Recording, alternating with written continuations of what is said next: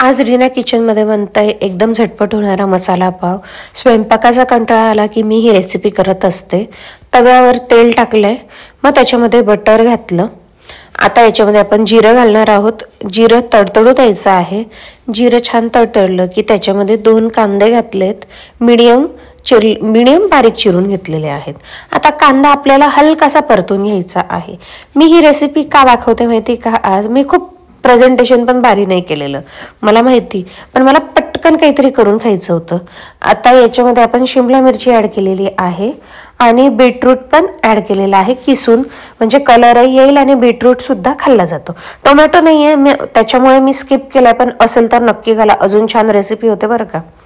मग याच्यामध्ये आपण चवीनुसार लाल तिखट ॲड केलेला आहे, हळद, धने पावडर टाकलेली आहे, पावभाजी मसाला घेतलाय आणि चाट मसाला टाकलाय। आता पावभाजी मसाला आणि चाट मसाल्यामुळे एक छान चटपटीत चव येते।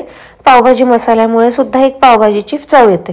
पण तुम्हाला ते नसेल टाकायचं तर तुम्ही दुसरा कुठला मसाला जो तुम्हाला आवडतो, मॅगी मसाला टाकू शकतात, त्याच्याने सुद्धा खूप छान चव येते।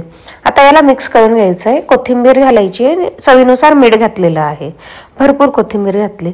आता काय झालं ना, माझ्याकडे टोमॅटो नव्हता म्हणून मी तो टाकला नाही, तर याला जरा कोरडेपणा आलेला आहे मसाल्याला, तर थोडंसं मी इथे 1 चमचा पाणी ॲड करते, ज्याच्याने संपूर्ण मसाला बाइंड होईल आणि जळणार सुद्धा नाही।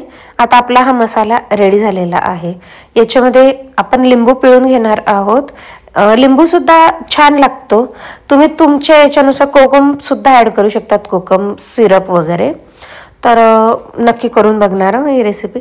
आता याला जे आहे ना, मी साईडला करून घेणार आहे आणि थोडीशी फिलिंग याच्यातनं घ्यायची आहे। जसं मी दाखवते ना व्हिडिओमध्ये तसं केल्यास अजून छान होतं।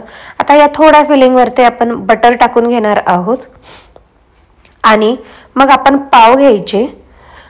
बटर जसं मेल्ट झालं ना थोडंसं, तर पाव घ्यायचे आणि पाव याच्यावरती आपल्याला लावून घ्यायचे आहेत असं, म्हणजे जो मसाला आहे तो संपूर्ण पावला चिटकतो आणि खालून ना बटर टाकून क्रिस्पी करून घ्यायचा, म्हणजे वरून सॉफ्ट आणि खालून क्रिस्पी, खूप सुंदर लागतो। नक्की करून बघा आणि आवडल्यास चॅनलला सबस्क्राईब करायला विसरू नका बरं का।